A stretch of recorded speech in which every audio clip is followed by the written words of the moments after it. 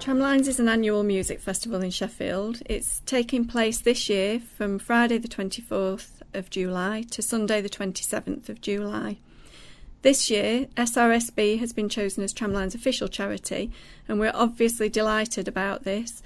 We have worked on audio guides to the festival with Tramlines for the past few years, so to be given this opportunity to raise awareness and some funds for SRSB is fantastic.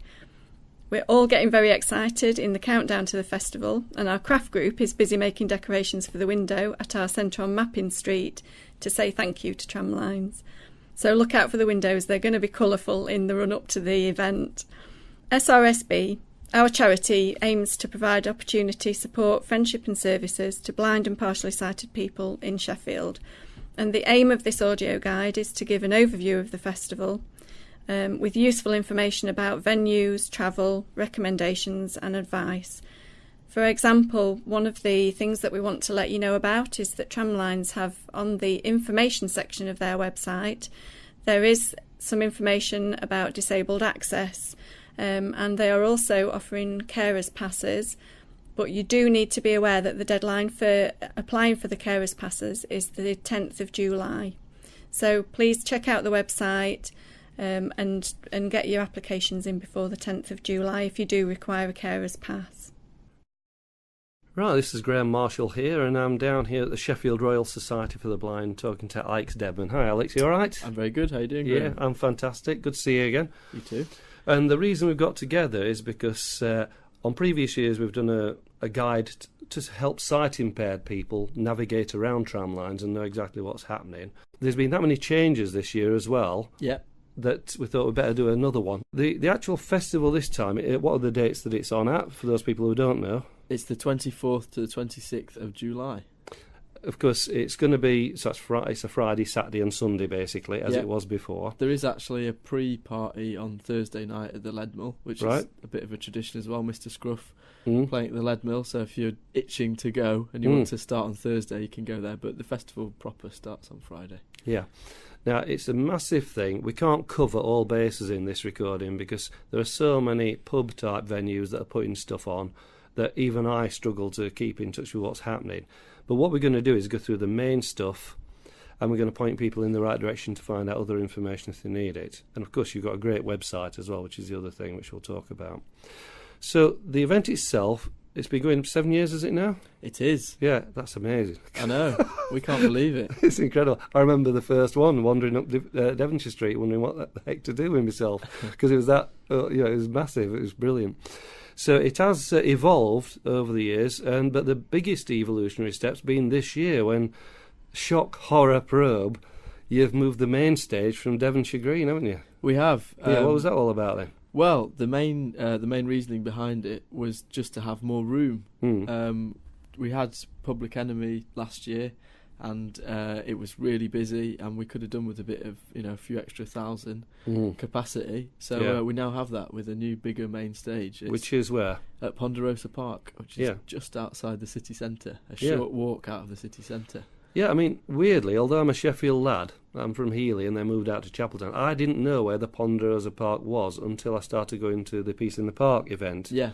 And that was when I found out it's just behind the Tesco on Langsett Road, isn't it? Between there and up near the University roundabout, isn't it? Yeah, it is, yeah. So it's not very far away from the town centre at all. No, it's not. And we've got a fully stewarded walking route from the city centre where you'll come down West Street and actually through the concourse of Sheffield University. And then over the main road and then down the side of the Ponderosa to our main entrance. So, yeah, I can imagine that route actually. Is it near the big arts building? You'll go round the side and then sort of behind the arts tower. Yeah. And there's a pub on the road. I think it's the Star and Garter. Yeah. And you'll kind of come round there. I reckon that's about a 5-minute, 10-minute walk, isn't it? It's no more than that. No, I mean certainly from the university you're almost there. Yeah, and of course if people want to travel there on public transport, well, there's two options they've got, aren't there? I mean, they've got the bus. What's the situation with buses? The only actual bus that we're adding on this year is going to be a shuttle bus from the main stage to the Folk Forest. Yep. So you can get between those two venues, because it's an awkward. There aren't really any buses, normal services that cover that. Right. But you'll still be able to use normal bus services. Sure. There's the 95 that goes up towards Walkley. You can use that one. But we're really sort of pushing the tram. We've got the bands, instead of having the buskers bus, we've got bands on the trams this time. Right. Every hour there's going to be a band leaving Sheffield Station during the festival with a band on it. Yeah. And Supertram are putting on a special festival ticket, so you can travel for £3 a day, unlimited travel within the festival circuit. So that's from Sheffield City Station to Shalesmoor, and all the stops between there. Yes, that goes right up West Street, which runs parallel with Devonshire Street, and it's very close to Devonshire Green and everything. Yeah, there's a Division Street stop, which would be fine for Devonshire Green. There's City Hall stop, which is right behind the City Hall. So most of the venues, well, all the venues are within sort of a maximum of 10 minutes walk, really, from the tram. That's going to be good. Yeah. And I agree with what you were saying about the Devonshire Green spot as being the main stage. Was good when Tramlines started, but it had kind of the event had outgrown that stage, because I had major problems getting into that stage, not this last year but the year before, as you say, you needed more capacity, didn't you, somewhere? So that's and the Ponderosa is a great spot. It is. I mean, it's a natural amphitheatre, isn't it? It's really well suited to what we want to do with it. Yeah. And a lot of people, we're working with some of the groups around there, and a lot of people are really pleased that it's getting used like that, because it's always got that potential. Thing I like about it as well is you can sort of have little picnics to one side and things, can't you? Yeah. And it's you're in a park and you've got great music going on at the same time. And I mean, what could be better than that, you know? Devonshire Green, don't get me wrong, it's cracking. That's an amphitheatre as well, isn't it? Because the way it's designed, so you can sit on the grass bank and watch the bands. But that stage now is going to be the local music stage, isn't it? Yes, that's the exposed in session stage, and it's Sheffield or local acts, both the Saturday and Sunday. So it'll still be a great festival stage there as well. Now, as far as costs concerned, obviously the main venues and that you've got lined up, places like even the Cathedral, it's a wristband thing like last time, wasn't it? So if people want to go to all the main sort of stages and venues, basically places that you would normally have to pay to get in generally, they're the ones where you would use a wristband. And once you've got your wristband for the weekend, that gets you in all these places, doesn't it? That's right. We've got weekend wristbands on sale via our website, also from the Harley, City Hall, a couple of Sheffield University as well. And they may probably will sell out in advance. So I'd advise you to go and get your weekend wristband as soon as possible. There are day tickets available now as well, so you can buy a day ticket. They're £23 plus booking fee. But the weekend wristband is £30 plus booking fee. Yeah, see, I've looked at this and I'm thinking, if you're going to go, you might as well get the full wristband, I reckon, and then you cover them, because if you have a great time on the Saturday, but you weren't planning on going on the Sunday, you might think, I wish I got the full weekend now, so we could spend all Sunday down there as well. So my recommendation is to buy the weekend wristband personally, because then you're sorted, aren't you, really? Yeah. I noticed you've got there in front of you, you've got a new guide as well. This is a published guide. It's like I call it a booklet, but it's almost almost a directory, isn't it? It's quite a lot of stuff in there. It certainly serves as a directory. It's our programme. It's our official programme. We produce one of these every year. This year it's free. This is the first time since we became a wristband festival that we've given away the programme free.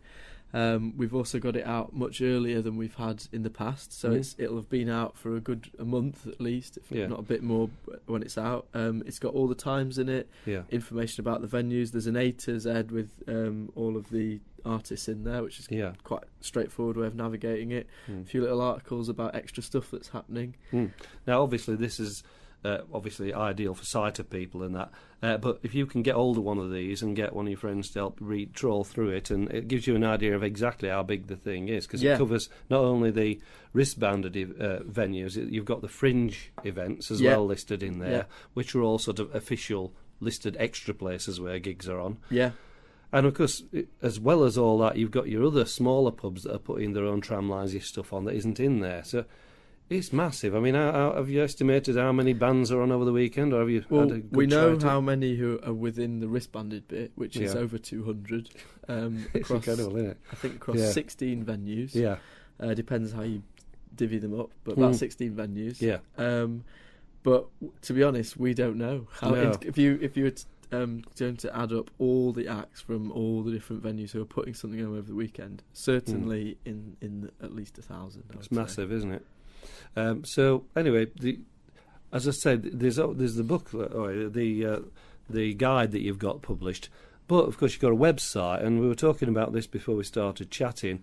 That you've got a website which is actually pretty accessible. If you're a sight impaired person who can use a computer or use a tablet or a phone to access a web page or website, it's about as good as it gets, because it's got very clear writing for those people who are partially sighted who can still read text. But I've tested it myself with my speech software, and it works. My speech software works perfectly with it.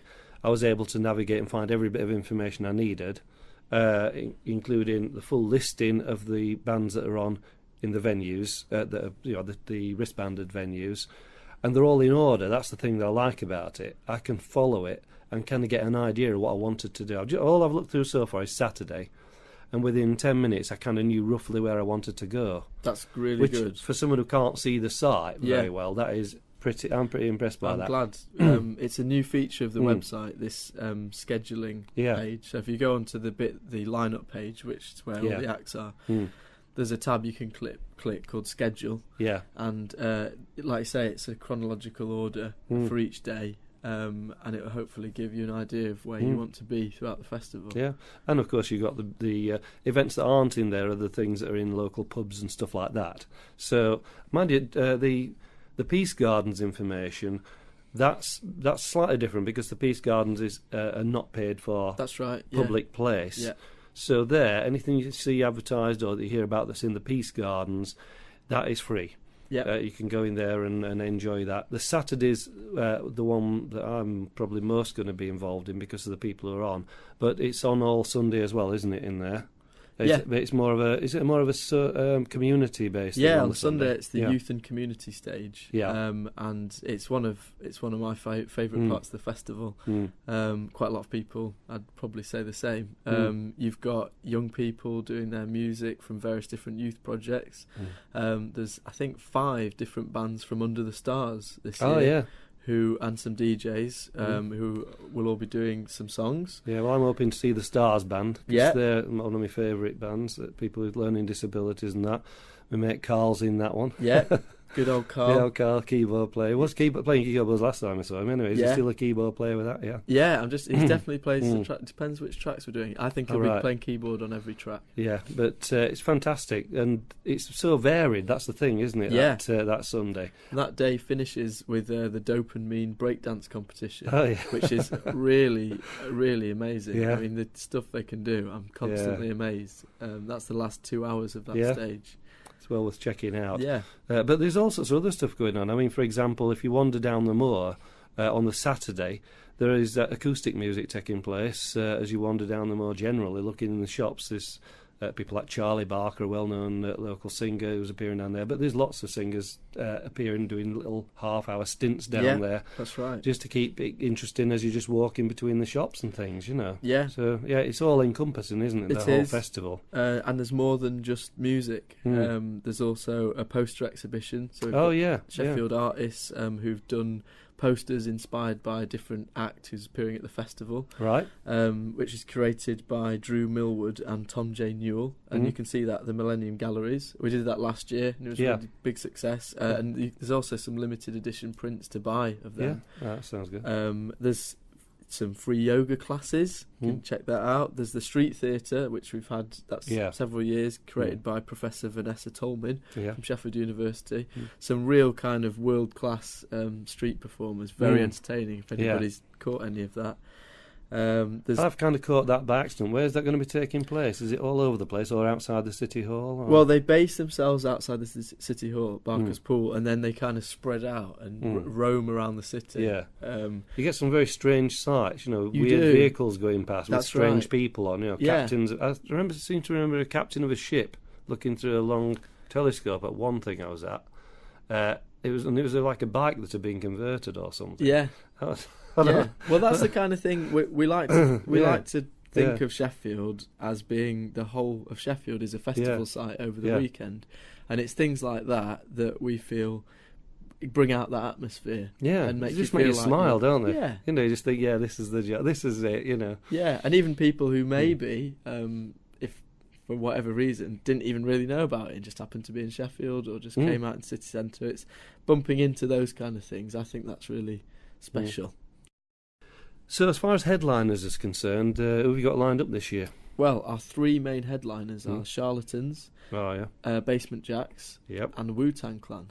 Oh, So yeah. quite a varied bunch. Yeah. Yeah. It has always been a very eclectic festival, though, hasn't it? Yes. It's not ever been... no one could pigeonhole it, really, because it covers all bases, doesn't it? Which Yeah. I think is great. It does. Mm. Yeah. And you've got... obviously, you've touched on the... Is it still called the Folk Forest down at Yes, the bottom that's of right, the... yeah. that's in the entrance to Endcliffe Park. Yeah. It's on that... It used to be... Well, I might be wrong here. It was on the bit that used to be actually a swimming pool that was turned into a flat bit of grass fairly close to the entrance to Endcliffe Park. And... but that's one of the ones that is now wristbanded. It used to be free, didn't it, originally? Yeah. So the music stage at the Folk Forest is exactly where you've described. So if you come in the main entrance to Endcliffe Park, it's on your right hand side of the river. Yeah. I think they call it the Glade. Yeah, that's right. You veer it. It's behind Queen Victoria, isn't it? Basically, that statue. Yes, that's right. Yeah, right. and then but there's other bits which aren't wristbanded. There's market and Mm. various things that children can get involved in, Yeah. and sort of craft exhibitions, and there's still quite a lot going on in the park which isn't wristbanded. But Yeah. it's a mini festival in itself, really, and the Sure. main music stage is Yeah. now part of the wristband scheme. And of course, you're right next to a really good park cafe, aren't you, as well, which helps. As Yeah. well. I just love it down there. It's a cracking little... Yeah. Well, it's the bottom of the old Porter Valley, so Yeah. we often go for a walk up there anyway.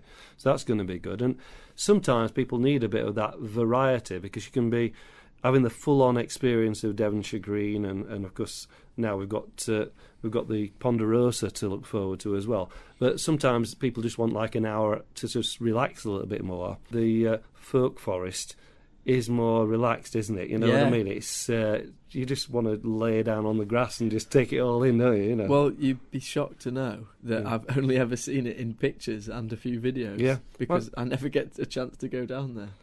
But one thing that people have to watch for as well, if people can see the posters or they've got helpers who are seeing the posters. I think the year before last, I don't know about last year because last year I was doing an event myself. But often the headliner is at the top of the poster and the first actor was at the bottom of the poster. Is that still the same? Is that how it's worked, or is it just random? Well, we've got various posters around. So just but got to watch generally, for it then, yeah. it's not necessary. It doesn't necessarily reflect a running order for time. Right. Not necessarily. It's like we have various tiers. So we have our headliners, and then Right. the next tier, and then the bulk of it. There's lots and lots of stuff which are all the same size, and that's in an alphabetical order. Right. With you. So if you're interested in scheduling, probably best place for visually impaired people would be to use the website. Definitely, yeah, I agree. So that's it. It's going to be a really great event. As far as accessibility is concerned, Jane, you've got some information about that from Guide Dogs, haven't you, this year? Yes, we've had a statement from Guide Dogs when we were talking about the advice on whether you should take your guide dog to the event. And what they've said is that it should be up to the guide dog owner to make that decision, but they need to consider the environment, if it's appropriate for the dog, and the length of time that they intend to stay at the event. They need to think about an appropriate spending area so the dog can relieve itself, and water should be available at all times.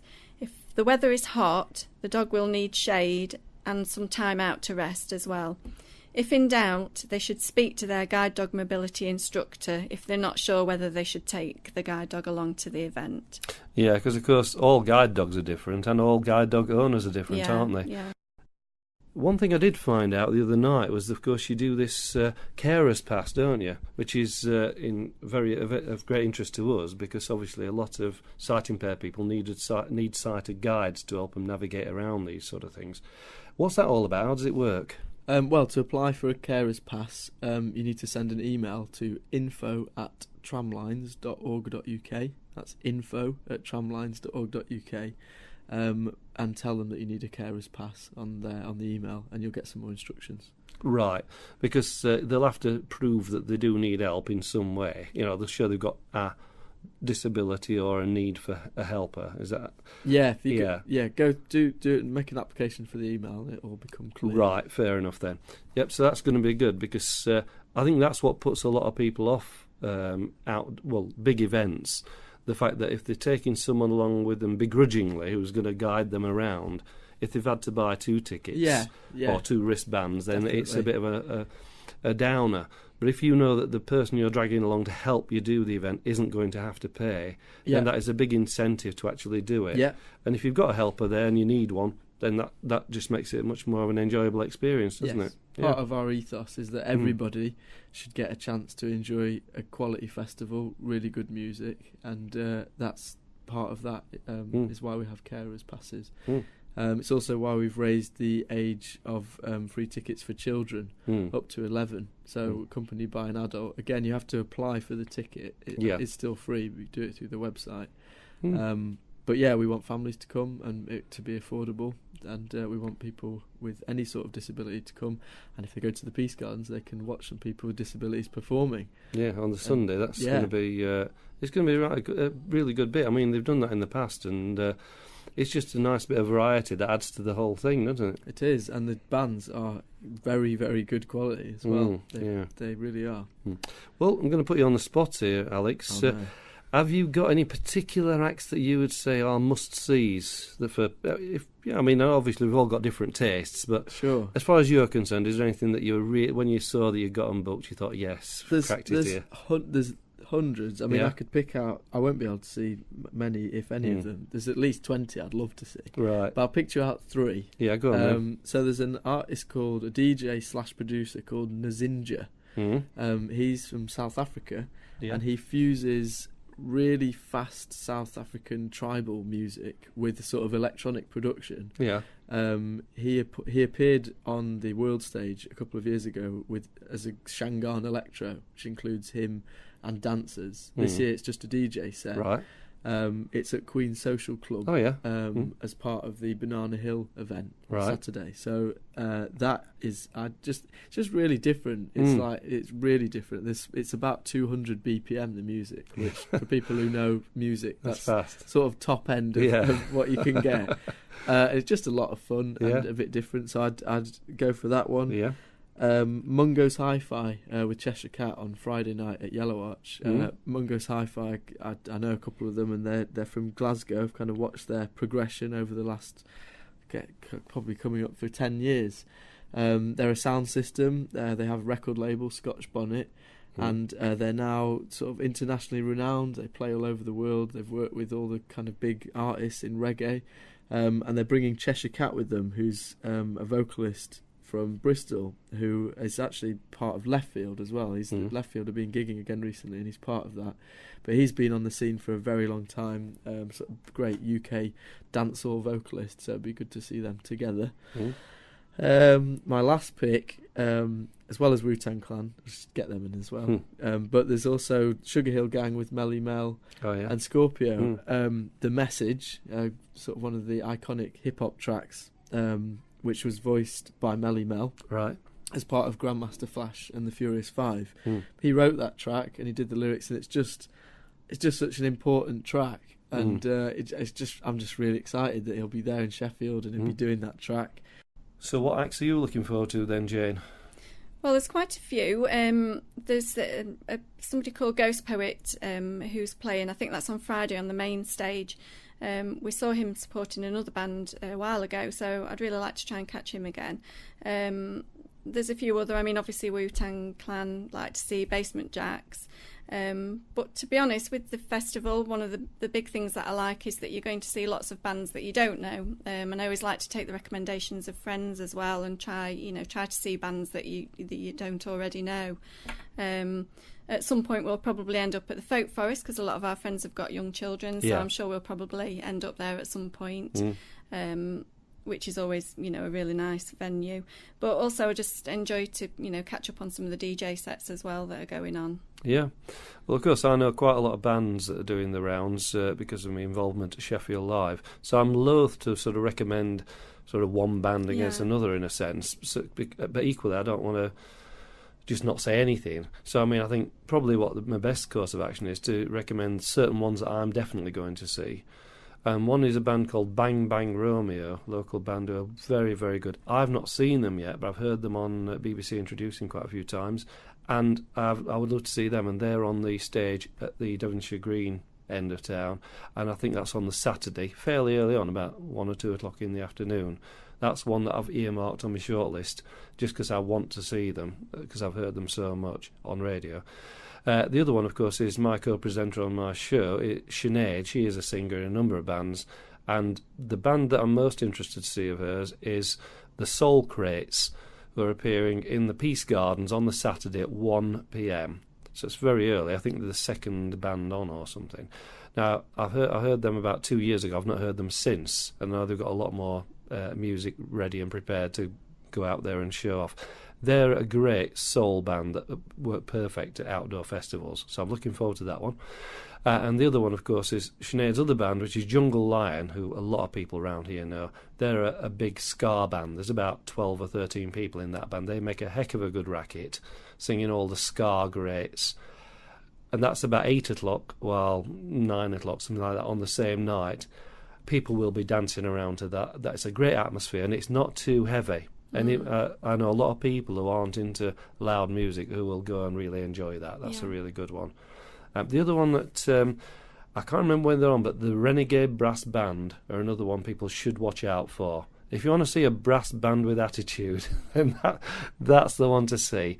I've interviewed the guys, a good group of lads. If you can imagine a very, very lively brass band with rapping and all sorts of other stuff going on in it, it's really good. And so I can't remember. They're also on Saturday, but I don't know exactly where. But you'll find that in the guide. If you go onto the website and look at the actual guides, it's in there somewhere. And I think they're also on the Devonshire Green stage, but I'm just not sure what time. But there are so many other great bands that I know. My mate Bonner's band, they're appearing at the Three Cranes, which has just reopened as a venue, and that's going to be open all weekend. I know Bonnet, my mate's band, is going to be on the Friday night. Fire Garden, another great, what you might call classic rock band, they're on Friday, Saturday and Sunday. So they've got a gig on every night of the event. If you want to check them out, just do a search for Fire Garden and you'll find out what they're doing. Thanks very much, Alex. No, thank you. Much appreciated for giving us this time. And if people want any more information about the event, obviously the website's there, which we mentioned earlier on. What was the website URL? It's www.tramlines.org.uk. Yeah, and they can buy the wristbands on there. Well, it's a ticket for a wristband they buy on there, isn't it? Yeah. And then they swap the ticket for a wristband on the day. That's Is that right. how it works? Yeah, yes. you can do that at the City Hall, and the opening times are on the website and the information page. And you can also do that at the Ponderosa at the main stage itself. Yeah, thanks very much. Cheers, Alex. No problem. And on behalf of everyone at SRSB, I just want to say a huge thank you to Tramlines for their support this year. Not only are they going to be working on a fundraising initiative for us at the event, but they've been very supportive in helping us to raise awareness and also producing the audio guide. And it's just going to be fantastic that we'll be raising awareness locally at a very big Sheffield event.